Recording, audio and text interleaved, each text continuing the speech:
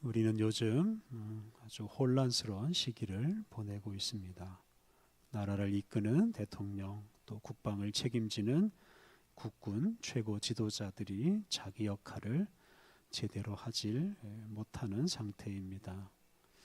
우리가 할 수 있는 일은 무사히 이 어려운 시기가 지나가기를 바랄 뿐입니다. 최근에 우리나라 돈의 가치가 많이 떨어졌습니다. 환율이 올라서 그렇습니다. 돈의 가치가 떨어지면 기업의 가치도 떨어지는데요. 기업의 주가도 많이 떨어졌습니다. 이런 기회를 이용해서 외국의 이 기업 사냥꾼들이 우리나라의 좋은 기업들을 차지하려고 애쓰고 있습니다. 게다가 북한이 또 무모한 도발을 할 수도 있습니다. 이런 일들이 일어나지 않기를 그냥 바랄 뿐입니다. 그런데 돌이켜보면 우리가 아무 염려 없이 그냥 평화롭게 지낸 시간 사실 그렇게 많지 않습니다. 우리 주변에서 개인적이거나 사회적인 사건들이 끊이지 않고 일어나서 우리를 괴롭히고 근심하게 만듭니다. 아마도 우리가 죽을 때까지 이런 일이 계속될 것입니다. 우리 사람들이 사는 세상에서는 이렇게 연약하고 어리석은 사람, 또 죄로 물든 사람이 일으키는 그런 문제들 때문에 늘 근심하며 살 수밖에 없습니다. 그리고 이런 세상에서는 우리 인생이 제대로 완성되지 못하고 이 세계의 역사가 제대로 완성되지 못하고 그냥 죽고 망하는 것으로 우리 인생과 이 세상의 역사가 끝날 수도 있습니다.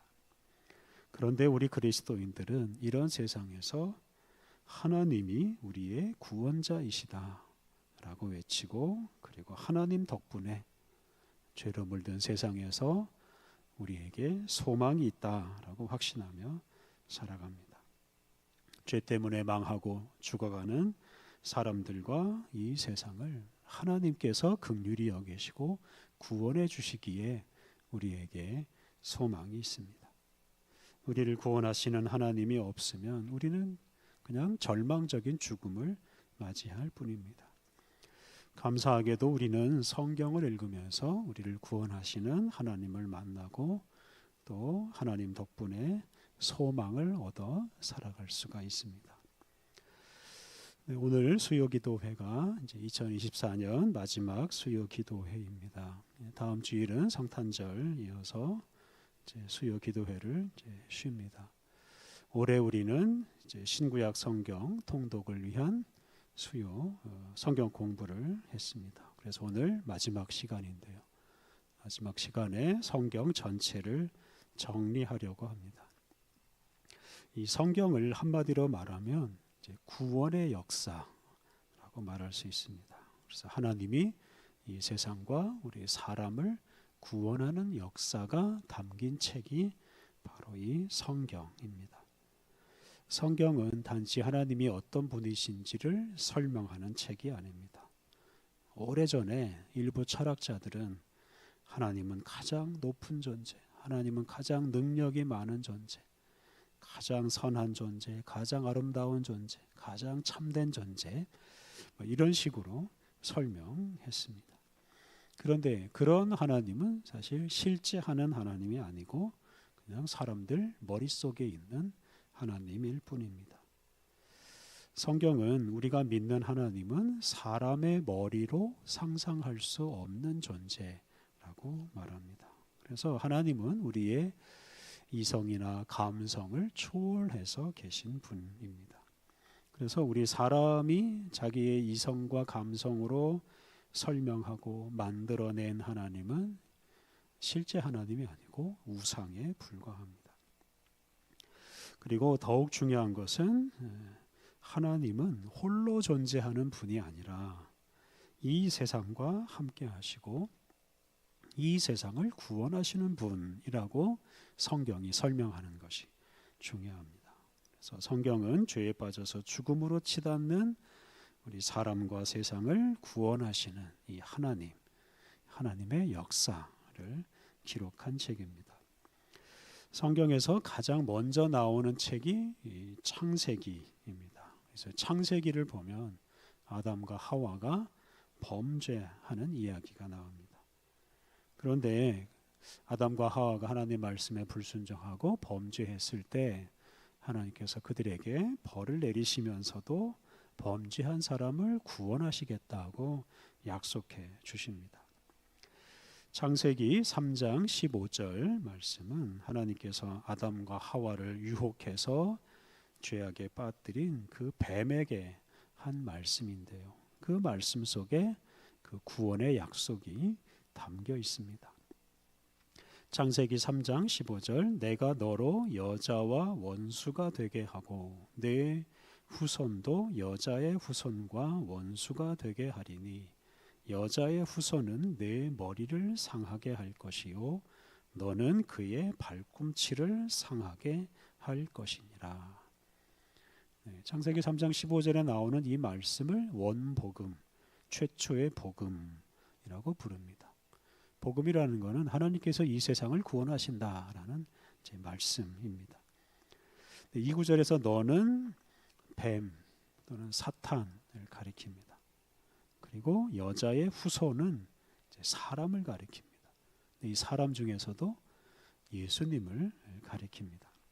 근데 이 둘 사이에서 싸움이 벌어지는데 여자의 후손 예수님이 이 뱀 사탄을 제압할 것입니다. 여자의 후손이 뱀의 머리를 상하게 한다라는 것이 바로 그 뜻입니다. 하나님은 사람을 범죄에 빠뜨리는 악의 세력을 예수님을 통해서 제압하시고 세상을 구원할 것입니다. 이런 복음이, 이런 구원의 약속이 이렇게 창세기에서부터 등장합니다. 창세기 12장을 보면 하나님께서 아브라함을 부르시는 이야기가 나옵니다. 하나님은 아브라함을 불러서 온 세계 모든 민족에게 복을 주시는 그런 계획을 세우십니다. 그리고 창세기 22장 18절을 보면 하나님께서 아브라함에게 복을 약속하시면서 이렇게 말씀하셨습니다. 또 내 씨로 말미암아 천하 만민이 복을 받으리니. 그래서 내 씨, 아브라함의 씨로 말미암아 천하 만민이 복을 받을 것이다 라고 약속했습니다. 그래서 아브라함의 씨, 아브라함의 후손을 통해서 천하 만민이 하나님이 주시는 복을 받을 것입니다.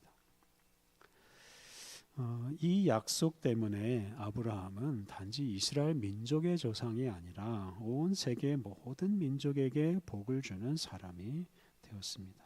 그리고 이 아브라함에게 하나님께서 하신 약속, 이 복음이 바로 이 아브라함의 씨, 아브라함의 후손인 예수님을 통해서 실현됩니다. 세상을 구원하시는 하나님은 이스라엘 민족의 역사를 통해서 아주 분명하게 드러나십니다. 그걸 가장 분명하게 드러내주는 사건이 바로 출애굽기입니다. 출애굽기를 보면 하나님은 애굽의 압제 아래 고생하던 이스라엘 민족을 애굽에서 해방시키셨습니다. 노예살이에서 해방시키시고 그들을 가나안 땅으로 인도하셔서 그 가나안 땅에서 자유인으로 살아가게 하셨습니다. 그래서 이스라엘 민족의 역사를 보면 하나님은 구원하시는 분인 것을 분명하게 알 수 있습니다.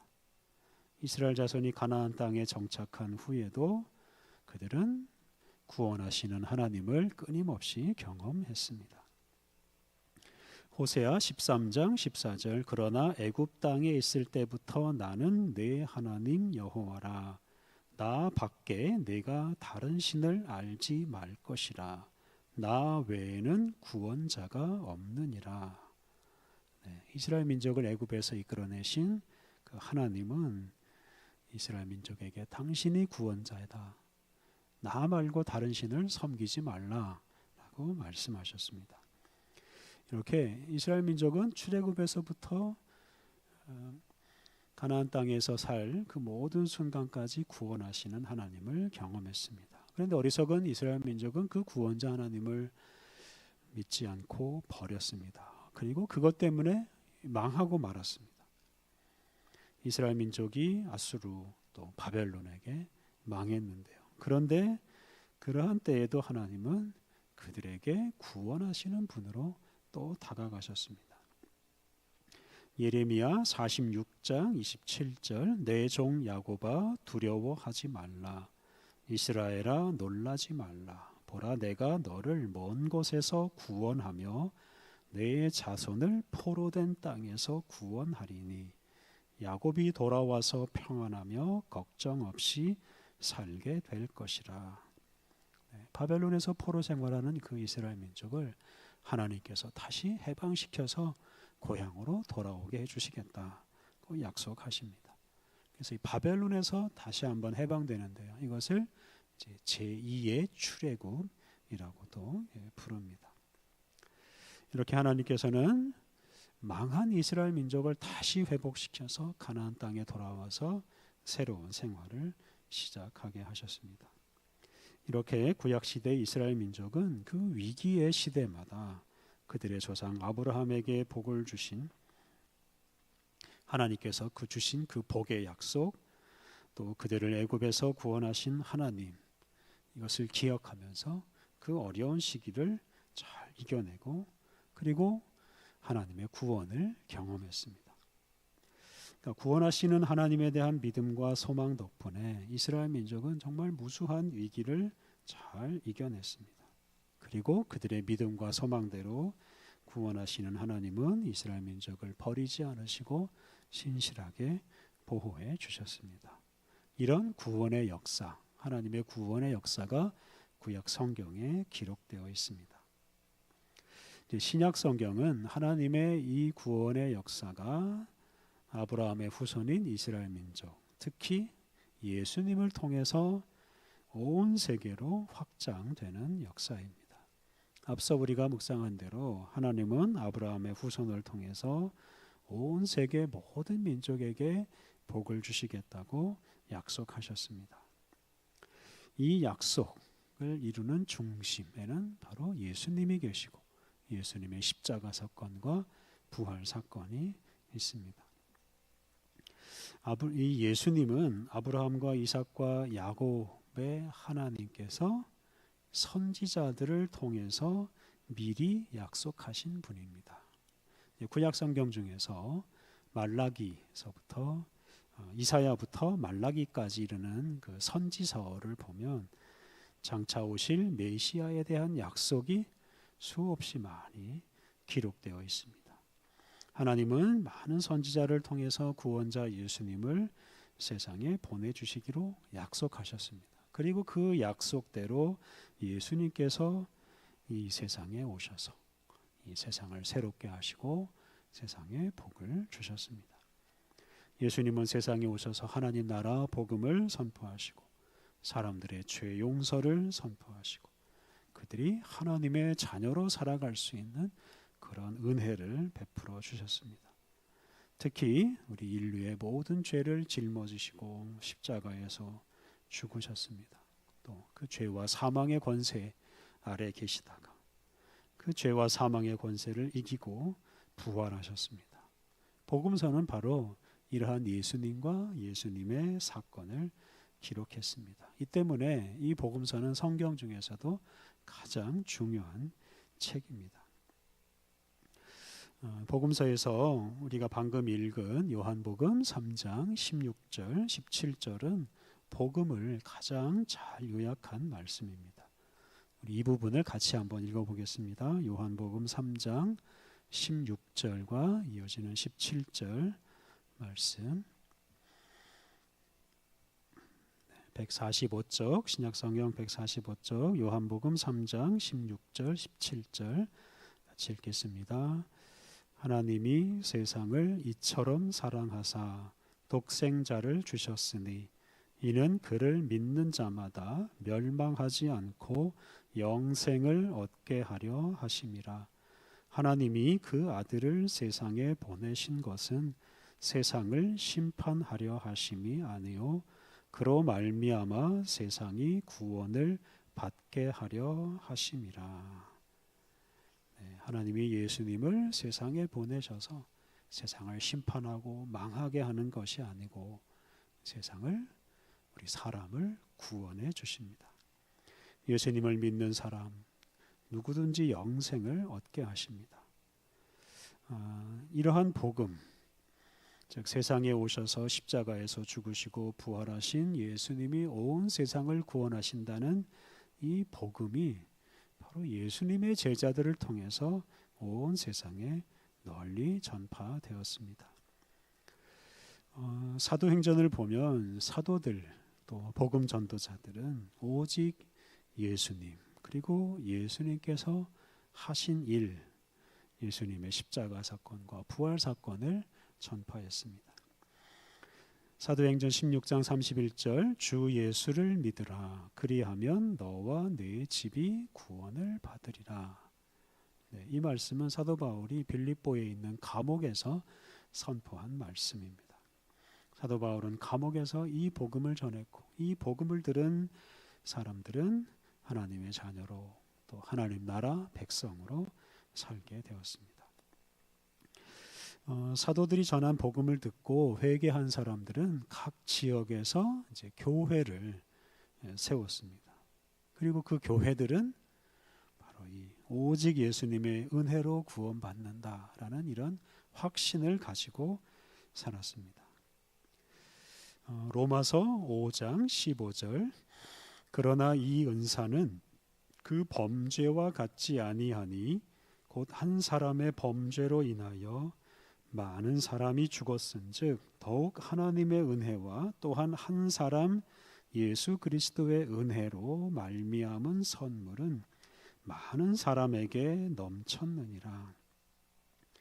한 사람 예수 그리스도의 은혜, 이 은혜로 모든 사람이 구원을 받는다라는 이런 확신을 가지고 교회 생활을 하였습니다. 당시에 아시아, 아프리카, 유럽 여러 지역의 교회가 다양하게 세워졌는데 그런 다양한 교회가 앞서 말한 이 하나의 복음을 소유하고 선포함으로써 교회가 하나됨을 잘 유지하였습니다. 그런데 예수님이 구원자이심을 부인하는 세력, 이단이죠. 이 이단이 등장했을 때 교회는 사도들이 전해준 복음, 다시 말하면 예수님이 우리의 유일한 구원자이시다라는 이 복음을 앞세워서 이단을 물리쳤습니다. 데살로니가 후서 2장 15절 그러므로 형제들아 굳건하게 서서 말로나 우리의 편지로 가르침을 받은 전통을 지키라. 여기서 전통을 지키라고 말했습니다. 사도들을 통해서 가르침을 받은 전통, 이것은 바로 사도들이 전해준 복음을 가리킵니다. 사도들이 전해준 예수님의 복음 이외의 것을 주장하는 사람이나 집단은 이단으로 규정하고 교회에서 쫓아냈습니다.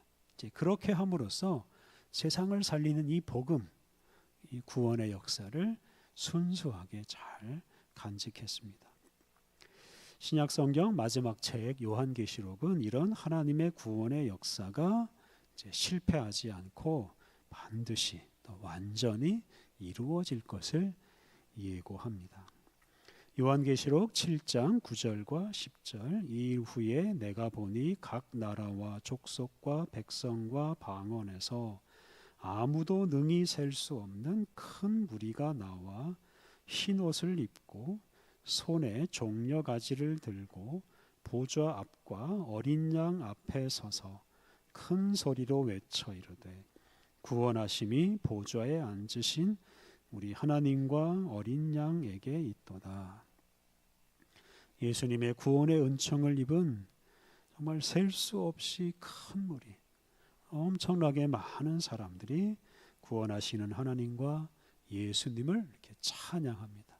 이렇게 구원자 예수님과 하나님을 찬양하는 것으로 이렇게 신약성경 마지막 책 요한계시록이 끝납니다. 이 모습이 바로 우리가 살아가는 이 세상의 마지막의 모습입니다. 교회를 박해하고 복음 전파를 방해하는 하나님의 구원 역사를 방해하는 악한 세력이 있지만 그들이 결코 하나님의 구원 역사를 막을 수가 없습니다. 그래서 결국 하나님과 교회가 마침내 승리할 것입니다. 그리고 예수님의 구원의 은총을 입은 사람들이 하나님을 찬양함으로써 하나님이 창조하신 이 세계가 아름답게 완성될 것입니다. 이렇게 세상을 구원하시는 하나님의 역사는 결코 실패하지 않습니다. 우리는 이것을 굳게 믿고 오직 예수님을 우리의 구원자로 영접하고 예수님께 순종하며 살아가야 합니다. 그러한 우리를 통해서 이 복음, 하나님의 구원의 역사가 온 세상에 널리 퍼질 것입니다. 사랑하는 성도 여러분, 하나님은 우리를 구원하십니다. 우리를 구원하시는 하나님은 결코 실패하지 않으십니다. 하나님의 은혜로 하나님 나라가 완성되고 우리는 그 나라에서 하나님의 자녀로 살아가게 될 것입니다. 이 귀한 복음을 여러분 마음에 품고 언제 어디서나 소망을 품고 살아가십시오. 또한 소망을 잃고 절망적인 인생을 사는 사람들에게 이 귀한 복음을 전해서 구원하시는 하나님을 의지하며 살아가도록 도와주십시오. 특히 여러분에게 어려운 일들, 또 낙심하게 만드는 일들이 닥칠 때 구원하시는 하나님 이야기가 담겨있는 이 성경을 열심히 읽고 성경을 읽으면서 소망을 품으십시오. 이 성경이 여러분들을 영원한 하나님 나라까지 인도해 줄 것입니다. 우리 함께 기도하겠습니다. 우리와 온 세상을 구원하시는 하나님 감사합니다. 암울한 세상, 죄인이 의인을 이기는 것처럼 보이는 세상에서도 절망하지 않고 구원하시는 주님을 바라보며 살게 하옵소서. 주님의 구원의 역사가 담긴 성경을 묵상하며 구원하시는 주님에 대한 믿음과 소망을 굳게 하며 살게 하옵소서. 또한 성경에 담긴 이 구원의 복음을 온 세상에 널리 전파하여 세상 모든 민족이 하나님의 구원의 역사에 참여하게 하옵소서. 실패하지 않고 온 세상 모든 민족을 반드시 구원하시는 하나님, 주님을 굳게 믿고 절망하는 사람들에게 희망을 전파하며 살게 하옵소서. 예수님의 이름으로 기도드립니다. 아멘.